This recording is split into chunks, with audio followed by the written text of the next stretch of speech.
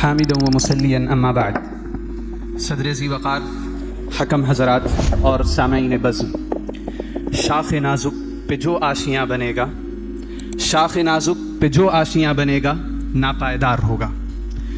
جمہوریت کی افادیت اور نافعیت کے ضمن میں ہمارے مشرقی فلاسفرز کی رائے سننے سے پہلے مناسب یہ ہے کہ جمہوریت جہاں سے پروان چڑھی، جہاں سے اس نے نشو و نمود پائی، اور پھر اس کے بعد مغربی تسلط کی وجہ سے پوری دنیا میں جہاں سے قبولیت حاصل ہوئی، ہم وہاں کے مفکرین یعنی ویسٹرن فلاسفرز اور تھنکرز کی آرا کو جمہوریت کے ضمن میں جان لیں، کیونکہ صاحب البیت ادری بما فیہ۔ سامعین کرام، جمہوریت پر سب سے پہلا نقد خود پلیٹو یعنی افلاطون کا ملتا ہے، جو کہ خود اس جگہ کا باشندہ تھا جہاں پر جمہوریت کو سب سے پہلے تجربہ کیا گیا، یعنی ایتھنز سے۔ پلیٹو اپنی کتاب ریپبلک کے چیپٹر 6 میں کہتا ہے کہ جمہوریت کے نقص کو اگر سمجھنا ہے تو اس مثال سے سمجھیں۔ مثلا ایک ہوائی جہاز ہے، ہوائی جہاز کی ملکیت عوام کے پاس ہے۔ عوام جو جسمانی لحاظ سے، قد و قامت کے لحاظ سے تو کافی بڑے ہو گئے ہیں، انہیں 18 کے ہندسے کو عبور کر لیا ہے، لیکن عقل و شعور کے لحاظ سے ابھی نابالغ اور ناپختہ ہیں۔ انہیں چننا ہے کہ اس فلائٹ کو کون اڑائے گا، اس کا پائلٹ کون ہوگا۔ پائلٹ کی دعوے داری کے لیے دو لوگ ہیں۔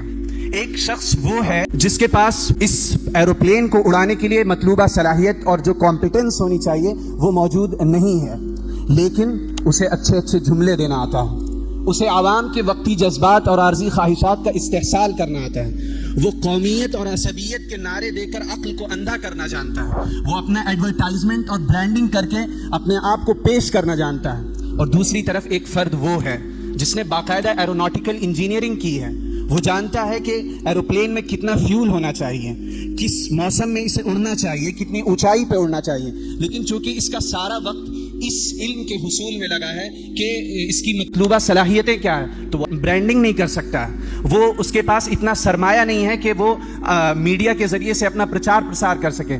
تو جو عوام وقتی جذبات کی اسیر ہوتی ہے، جس عوام کا آئی کیو لیول یہ ہوتا ہے کہ وہ اکثر ایک مثل کہی جاتی ہے عوام کالانعام، وہ عوام جب اپنے پائلٹ کا انتخاب کرنے جائے گی تو بتائیے کہ وہ کس پائلٹ کو چنے گی؟ اس پائلٹ کو جو ان کے وقتی جذبات کی تسکین فراہم کر رہا ہے، یا وہ پائلٹ جسے عام طور پر ایک روکھا سوکھا یا جس کے امیج میں کوئی کشش نظر نہیں آتی اسے چنے گی؟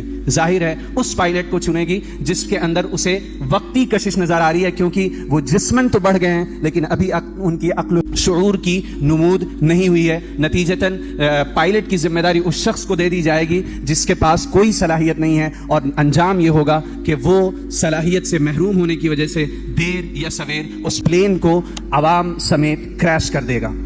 دوسری تنقید فریڈرک نیشا نے اپنی کتاب بیانڈ گڈ اینڈ ایول میں کی ہے۔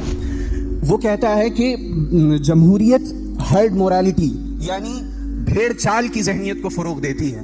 جمہوریت میں اکثریت کو صحت کی علامت قرار دیا جاتا ہے۔ جمہوریت کو اگر صحیح معنوں میں دیکھا جائے تو وہ کسی بھی عبقریت، انفرادیت، امتیاز، ان ساری چیزوں کو پس پس ڈال کر جو سب کہہ رہے ہیں وہ صحیح ہے اسے تسلیم کیجیے۔ اگر آپ اس بھیڑ میں نہیں ہیں تو آپ کی رائے ہزار آسمان سے اتری ہوئی ہے، اس میں کوئی خیر نہیں ہے۔ تو جب یہ مینٹلٹی فروغ پاتی ہے تو میڈیوکریٹی، سطحیت، عامیانہ پن فروغ پاتا ہے، اور اس طرح معاشرہ بونوں کا معاشرہ بن کر رہ جاتا ہے۔ علامہ اقبال نے کہا تھا جمہوریت ایک طرز حکومت ہے کہ جس میں جمہوریت ایک طرز حکومت ہے کہ جس میں بندوں کو گنا کرتے ہیں، تولا نہیں کرتے۔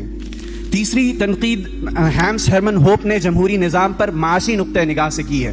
وہ کہتا ہے کہ ایک چیز جو آپ کی ملکیت میں ہو اور ایک چیز جسے آپ عاریتاً لے کر استعمال کرتے ہیں، دونوں کی کیئر ٹیکنگ میں اور اس کے خیال رکھنے میں زمین آسمان کا فرق ہوتا ہے۔